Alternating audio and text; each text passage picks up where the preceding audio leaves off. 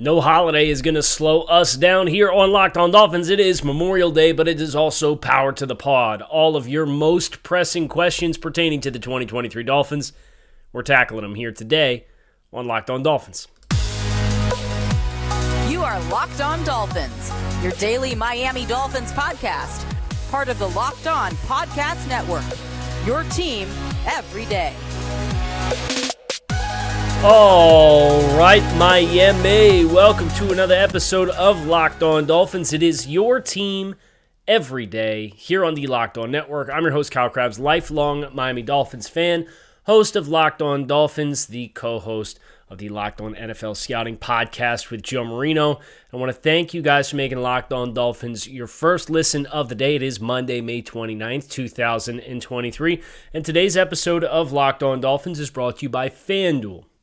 FanDuel Sportsbook is the official sportsbook of the NFL. Make every moment more. Visit FanDuel.com/LockedOn today to get started. Today on the show, we are diving headfirst into all of your most pressing questions. I've solicited some questions from a couple different outlets, social media, my subtext community, DMs that I have received with the most pressing questions that all of you have at this juncture as we are on the eve of June 1st, and obviously that's a big date for the Dolphins for the salary cap space that will open as a result of that.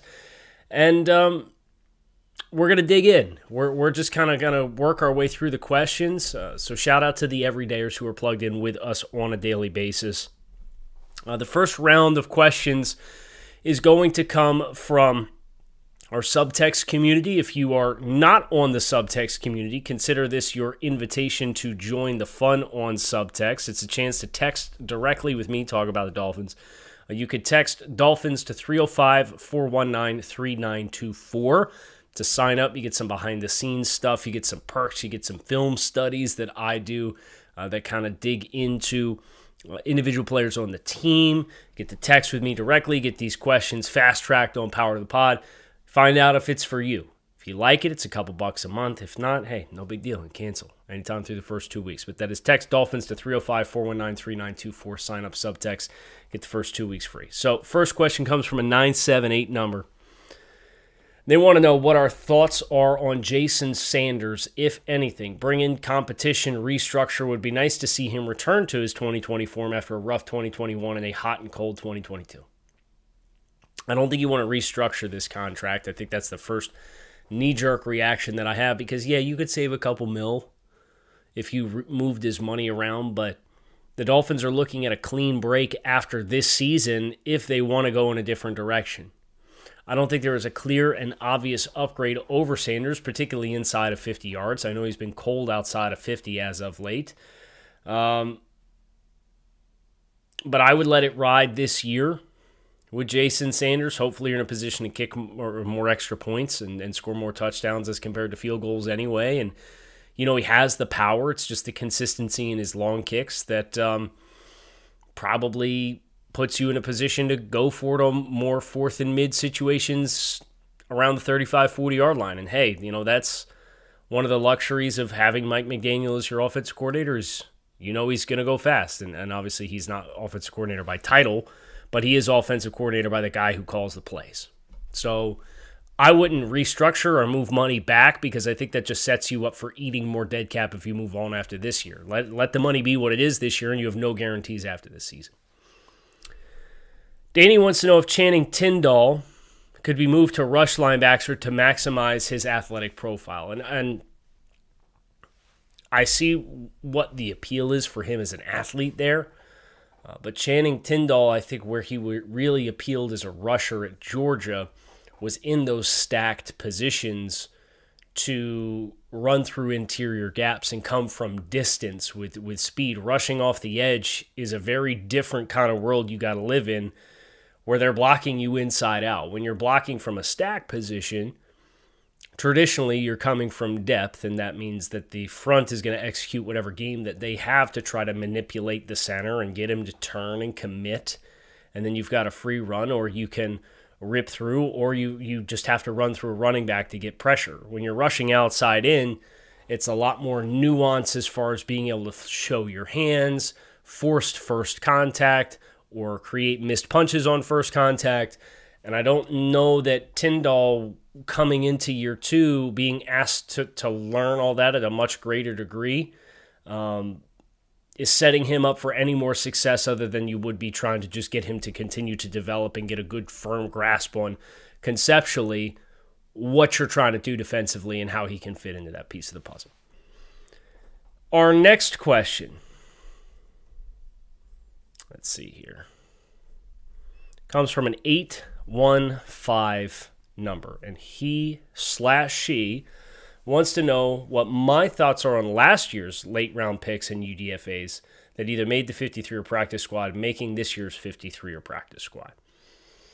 That being Skylar Thompson, Tanner Connor, Verone McKinley, Cameron Good, etc. Okay, so second year late round / UDFA players. This group for me, I think Tanner Connor has a really good chance to make the roster based on how he's transformed his body, and he was a 53 player last year who they went out of their way to keep and very clearly see something in. I think there is depth in the defensive backfield, but I think Verone McKinley has a pretty clear path to being on the 53 as well, unless they start playing the numbers game at corner and they do end up moving Trill Williams, and then say you end up having Javon Holland, Brandon Jones is ready to go at the start of the season. You know, if he has to start the year on the PUP, and it doesn't appear to be tracking that way, but if he did, that would open up for 6 weeks an extra safety spot on the roster. But you know, Brandon Jones, Javon Holland, Deshaun Elliott, your fourth safety from here, is that Verone McKinley? Is that Trill Williams? If it is Trill Williams, what does the domino effect look like as far as pushing?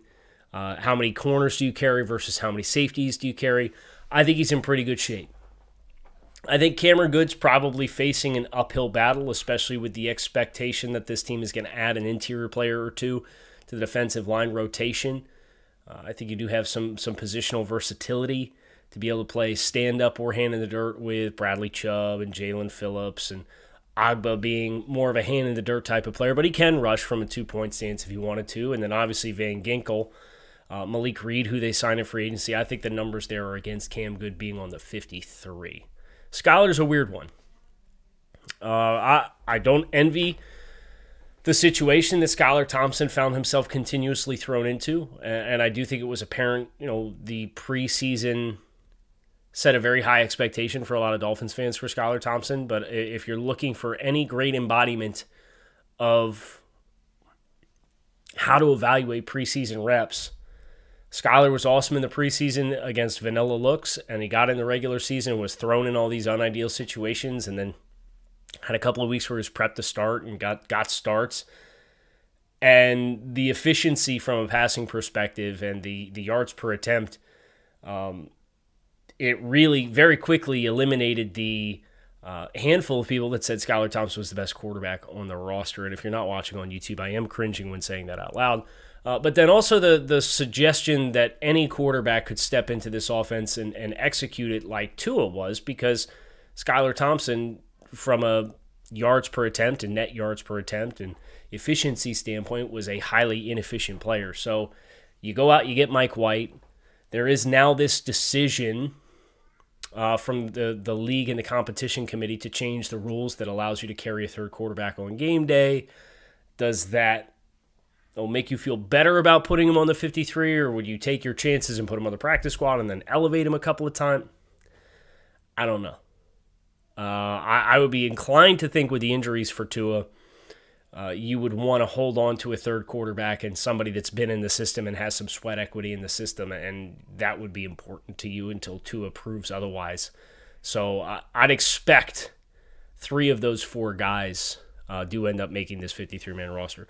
We got a bunch more questions that we're going to dive into here on Locked On Dolphins, but before we get there, there is no better time than right now to make the fast break to FanDuel, because you can get a no-sweat first bet as a new customer on FanDuel for up to $2,500. I mean, they're big bucks we're talking about here. No-sweat first bet up to $2,500 in bonus bets back if your first bet with FanDuel does not hit. There's no better place to bet all the playoff action between the Florida Panthers in the Stanley Cup Final, Vamos Gatos, The Heat tonight trying to avoid the big-time collapse against the Boston Celtics. If you think the Heat are going to get it done, go lay the money line, right? You get a no-sweat first bet up to $2,500 over at FanDuel. Visit FanDuel.com/lockedon to get that no-sweat first bet.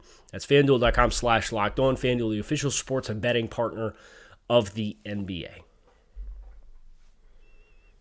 It is a holiday, so don't mind me. I am going to pop open a cold one. It's a C4, so it's an energy drink, not a beer, but neither here nor there. You know, for the vibes of the day off today and all the barbecues, and I'm going to take my daughter to the pool here when we're done. So that'll be exciting. First time at the public pool. She's done a couple swim lessons, but 650 number is our next question. And their question is this. I know in a season or two we'll have a hard time with decisions to make because we don't have enough money to pay all the studs we've accumulated. What's the difference between the retool we'd need to do versus the tear down year in 2018? Okay, wow. You know, I try to keep this authentic and read these questions for the first time when I'm on the air. There's a lot of nuance to answer that question. What I would say is this. The primary difference is a lot of your high-dollar players now. You think about Tyreek Hill. You think about, I'd include Teron Armstead, even though the answer that I'm going to provide is not a left tackle. You think about Emmanuel Ogbah. You think about Xavier Howard. Okay? Those are all big dollar amount players. And the primary difference is that now you already have players in the pipeline that are your own that you know are going to be worth that dollar amount. Tyreek Hill. Jalen Waddle is going to be worth Tyreek Hill money someday. Now, you don't have to pay him right now because he's on the third year of his rookie contract. Xavier Howard. You know whether it's Cater Kohu, and I'd be surprised if Cater gets to that stratosphere, but that dude's going to be in line for a really nice raise someday. But Javon Holland is a defensive back. Robert Hunt versus Teron Armstead. And you may get to a point where you make the new commitment to the new player, and the old player stays for an extra year, and you have a year of overlap where you retain it all. Emmanuel Ogbah, that's going to be Jalen Phillips money. Or Christian Wilkins money. So when Miami did what they did in 2019, they did it because they had old, expensive players and they had no depth behind it, and they didn't really have the upside of youth to buy into and pay for. So it was, well, we got a bunch of meh, so let's take every asset that we can get, let's send it out the door. We'll cash out on Laramie Tunsil. Minkah Fitzpatrick strong-arms his way out. That wasn't a part of the plan, but it is what it is. And the Dolphins loaded up and took advantage. And that is the benefit, is there will be transitional period in which you'll have to replace Teron Armstead. You'll have to replace Xavier Howard. But you don't have to replace them with nothing in the pipeline to step into the shoes of being the leaders of those rooms. Now you just have to go back around and find, okay, who's our next? We have two at this position. We need to find the second one. We don't need to find just the first one, let alone the second one. So there's more to it than that, but that's a great question. One that maybe we'll do a little bit more on.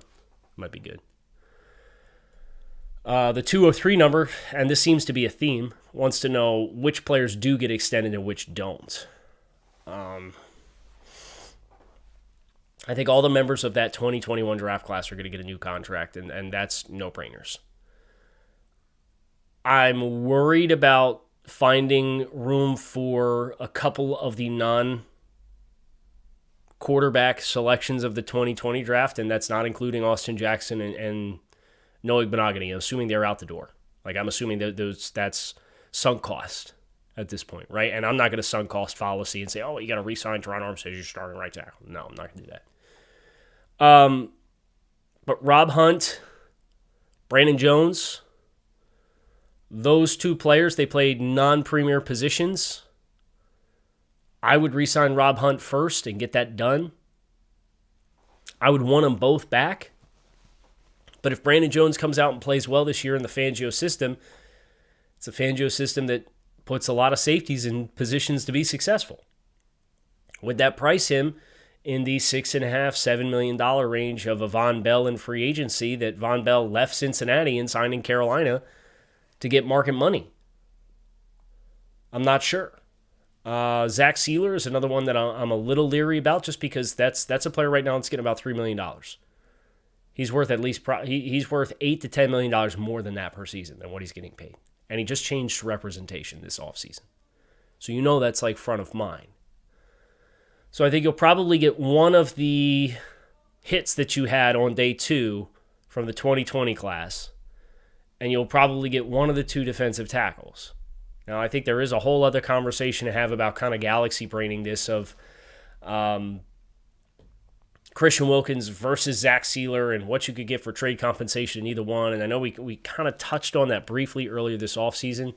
But what if you were to let the season play out, sign one, franchise tag the other, look to transition from the other? Like, there's a lot of strategy that could be involved here, and I'm not saying I'm advocating to do that. I want both of these players to be part of the Dolphins long term.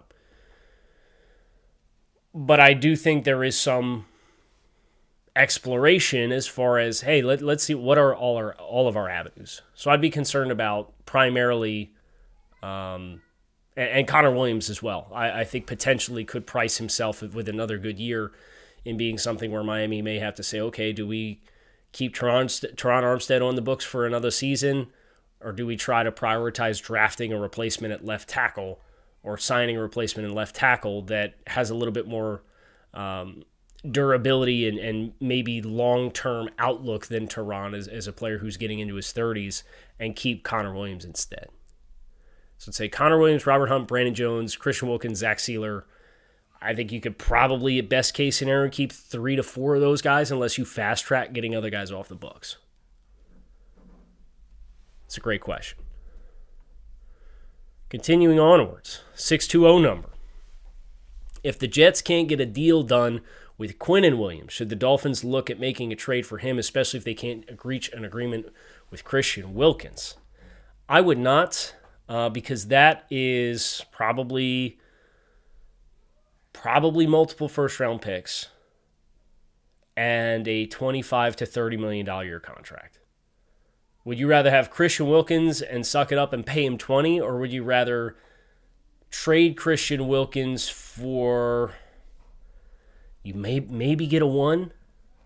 I don't know that you get a 1 definitively right now without the sack production, based on other teams and their negotiating tactics, right? Would you rather have Christian Wilkins, pay him $20 million and suck it up, or pay Quinnen Williams $10 million more per season and send multiple first-round picks and then get back whatever you could get for Wilkins? I'd rather just pay Wilkins, who's been here, is a leader in this locker room, was the first selection of this era of the Dolphins, and I think that does carry quite a bit of weight because he's been here throughout the entire process. I just think the return, the difference in the two scenarios is not dramatic enough for me to say, yes, let's clearly go out and get Quinnen Williams. 954 number wants to know who our starting 5 offensive linemen are going to be. Okay, so we can lock in 3, right? Teron Armstead, Connor Williams, Robert Hunt. Health willing, those are 3 guarantees to be in the starting 5. I think regardless of whether Isaiah Wynn ends up at right tackle or left guard, he's your 4th best offensive lineman right now, whether you like it or not. It's the state of affairs that we're in. And then probably Austin right now is your 5th, because he can also either play right tackle or left guard. So landing spots are probably up in the air. I would be inclined to say that in that scenario in which those 5 are the 5, that Austin probably stays at right tackle, and you can do more to help a single player that you have a big-time question mark about. And Isaiah Wynn, if that's a big enough upgrade over Liam Eichenberg, and the grading that I've done for the Dolphins players that are projected to be starters, Liam's comfortably your lowest graded starter right now. And I understand that there was some enthusiasm and he started to show some signs of life, but the issues are the issues, and they've continued to be the issues. We got a bunch more questions. We're going to try and turbo round as many of them as we possibly can here on this Memorial Day episode of Locked On Dolphins. So we'll be diving into those here to bring the show to a close before I head out of here. Try and go get my first sunburn, base burn of the season now that the pools are open. 616 number. Oh boy. I've already outlined. I try to read these authentically on the show for the first time, and I got a lot more than I bargained for here. 616 number. Backyard 4-on-4. QB and top 3 pass catching options can use a tight end or running back or just go 3 wide receivers. Versus top 4 defensive backs can use safeties or linebackers or corners. Parameters. No running of the ball. QB must stay behind the line of scrimmage. Flea flickers and having a pass catcher and quarterback swap are allowed. 10-second play clock, quote unquote. 4 downs before turnovers, but 25 yards to make a first down. Contact allowed within the first 10 yards of the line of scrimmage, 15-yard pass interference, no spot fouls. Current rosters only, and all players are at 100% health. In this scenario, which 4 teams are in the conference finals, and which 2 are in the Super Bowl, and who wins the championship? And there's like a B and C to this question, too. Okay. So 3 best offensive weapons and a quarterback in effectively a 7-on-7 setting with a 10-second shot clock. So who is the best perimeter players in the NFL? All around. I'll say the Dolphins. The Dolphins are definitely in the conference finals. But quarterbacks can't run, so that kills Baltimore, right? I get Pittsburgh, no. Baltimore, no. It's probably Cincinnati and Miami.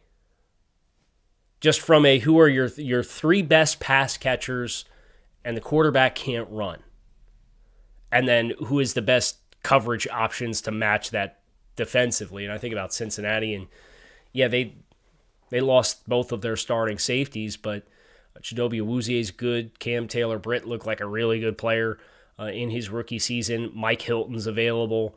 And then you have Dax Hill's a first-round pick. I'm going Cincinnati and Miami are the 2 best in the AFC. NFC-wise, it's probably San Francisco and Philadelphia. And I don't want to go any further. I want to dig a hole here. I could go down this rabbit hole. I'd probably spend the next 20 minutes on this. If you added presumptive offensive and defensive play callers of each team, would it change your selections? No. I don't think it would. No, I don't think it would. But I would say this Dolphins are winning the chip in that case. Tyreek Hill, Waddle. I don't care who your options are to try to cover. Give me the Dolphins in that league. Dolphins are winning the chip. 864. One question I want to get your opinion on is which player contract other than Christian Wilkins would you want to get extended and which is potentially expendable? Okay, so a player that I would look to move on from. And who would I want to get extended prematurely? I really want to get the Rob Hunt deal done. I think you've had such a hard time getting offensive linemen, quality offensive line play. Rob has been an anchor. I think he's really good. I know somebody just put out their top guard set rankings. I think it was PFF, and they had him as like a top 15, 16 guard in the NFL. And I would agree with that sentiment. As far as expendable, it's kind of hard to dial in on one now just because you have the season to play and the cap space situation is what the cap space situation is. So I wouldn't be motivated to move for a ton of cap space right now. just because you know you're going to have the room to execute the way that you want to in the market. You're not going to go out and get a bunch of players that are going to really make it worth your while, regardless.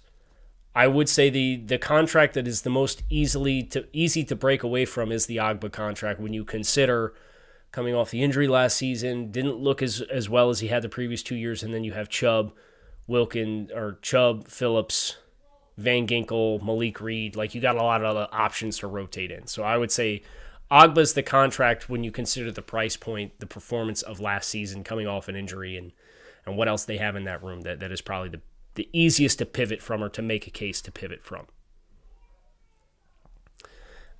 732 number wants to know if I've ever seen Brian Daboll and Joe Marino in the same room, and it is a screenshot, an edited screenshot of Brian Daboll with Joe Marino's picture next to it. And I would agree that we have mercilessly, Joe's the host of Locked On Bills, unfortunately, but he's my co-host on Locked On NFL Scouting. We are best friends, and I hassle him mercilessly for looking like Brian Daboll. It is on point. 954 number with this question on the where has the 2020 Miami Dolphins offense improved in the 2023 offseason episode. You said that because the running backs didn't improve and just ran it back from last year, but you never mentioned Devon Achane, so I'm curious why adding him doesn't improve the room, as he's a threat to both the run and the pass game. Just don't want to put too many eggs in the third round running back bucket before they hatch. And I do think from a multiplicity standpoint, a lot of times backs need to showcase on passing downs what they're capable of handling before they get too big of a run. And when you bring back Raheem Mostert and you bring back Jeff Wilson, you bring back Savon Ahmed, there's just a numbers count in front of you that kind of has you at a natural disadvantage. That yes, Achane I think is going to get some scheme touches, but I just don't know what the workload's going to look like yet. And maybe we get to the end of training camp and we see very quickly, he's ahead of schedule. He's going to be a consistent part of the rotation. But until we get there, I'm under the expectation myself that the incumbents in that room are going to command workload. I don't want to say majority of the workload, but they're going to demand significant amount of the workload. 905 number. Enjoy your Memorial Day, Kyle. Thank you. I'll resubmit my Dalvin question from last week. Okay. Does Dalvin improve the run game that much? In what capacity? I think Dalvin Cook brings you the best blend of all skill sets in a running back that the Dolphins would have in the room. Dalvin can run with speed. Dalvin can run with power. Dalvin runs with vision. Dalvin can be a high-volume player in the passing game and is not a liability in protection. It's not his strength, but it's not a liability. Where I think you take Raheem Mostert and Jeff Wilson and Devon Achane, I think Dalvin's the best blend of all the best characteristics of the other backs. And what that does allow you to do is it allows you to run anything with him on the field versus if you see Jeff Wilson out there versus Achane versus Mostert, you're going to be expecting different things. So I think that's the biggest discrepancy between Dalvin Cook and the other backs that they have on the roster. You have some other questions here that we are going to tackle at a later date. Wink, wink, nudge, nudge. So, a couple more.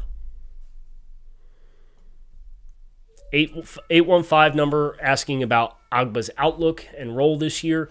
I think the fact that he's still here bodes well for him getting into the season, and he has alluded to knowing that he himself needs to have a bounce-back season after the injury last year, and that the Dolphins did make a significant financial commitment to him, and they have continued to invest in that room and have positioned themselves where he's not the hallmark of the edge group anymore. And I think that possibly positions him to be put in the best position to have success. But the question is, how much success can you have when you are the third option in the rush room And is that going to warrant a $17 million cap hit next year? Probably not. That contract's going to get changed in one way, shape, or form, whether he's no longer here, whether he's traded, or whether it's restructured. And the last question comes from the 626 number. What does Tua Tagovailoa need to show this season and maybe next for him to be extended as the Dolphins franchise quarterback besides durability? More consistency, I think, is probably the thing. And just a continued, if you guys remember, I always admired this about Fitz. You heard so much about the Dolphins players on the offensive group say how much they enjoyed working with Fitz. And Mike Gesicki told the story one time about how he was in motion on a rep, and Fitz told him in motion that the ball was coming to him in the progression. And it was because Fitz got up to the line of scrimmage, saw the coverage, saw the front, saw the indicator with the motion, and he knew, based on process of elimination, where the ball was supposed to go before the ball was even snapped. And then you take your post-snap confirmation of that, and you do that, and you take the completion. And that's not to say Tua Tagovailoa isn't doing that, because I've seen substantial amounts of growth from Tua Tagovailoa in this regard. But continuing to become the master of the pre-snap components and continuing to create more reflexive, instinctual reactions to coverage shells and corner alignments, and whether you're in an over and an under front, and understanding what that's going to tell you about the post-snap safety rotation for who's going to have to be the extra player that jumps down into the fit, and where you start your eyes because of that. All of those things, continuing to have more consistency with that so that you have more answers quicker. I don't know if you guys have seen any of the videos of these pass rushers going after Tom Brady in late-stage career Tom Brady. And they all say to Tom, hey, stop throwing the ball so fast, right? And it's Tom understanding the protection, understanding the limitations of the play that's been called, understanding at times, look, I just got to take the 5 yards and move on with my life, right? Let's go get him on the next down and get into a better matchup situation. Mastering the pre-snap, mastering this offense, having the same offense year over year, the answers come quicker. And that's what I'm looking for from Tua, in addition to staying durable and playing a full season. You start to see that kind of thing come into play for Tua Tagovailoa, and he should get extended. But he has to play all the games. He has to stay healthy, and the highs need to be paired with lower lows. And if that happens over the next 17, hopefully, 20 games in 2023, 2024 season, and the Dolphins go win a Super Bowl, then sign the contract. But you got to do that first. Those are my thoughts on it. Those are my thoughts here on this Memorial Day episode of Locked On Dolphins. I appreciate those of you who reached out with questions. I appreciate those of you who make Locked On Dolphins a part of your daily routine, the everydayers. You can find us on YouTube or wherever you listen to your favorite podcasts. I'm Kyle Krabs. I'm out of here. Peace. Enjoy the rest of your day. I'll be back again tomorrow with another episode of Locked On Dolphins.